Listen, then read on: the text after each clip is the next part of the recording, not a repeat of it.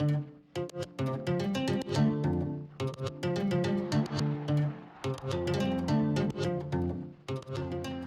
and welcome to part 2 of this cycling trip to Les Iles-de-la-Madeleine.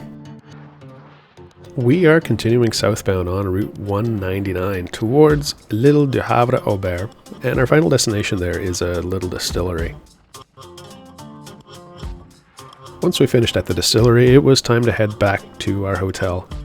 We did make a few stops though along the way, which you'll see at the end of this video is a little bit of a super cut.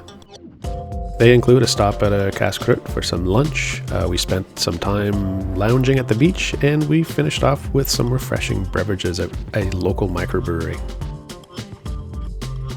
This was one of our longer cycles, at about 70 kilometers round trip, so by the time we got back to the hotel, it was a welcome visit to the soaker tub to relax.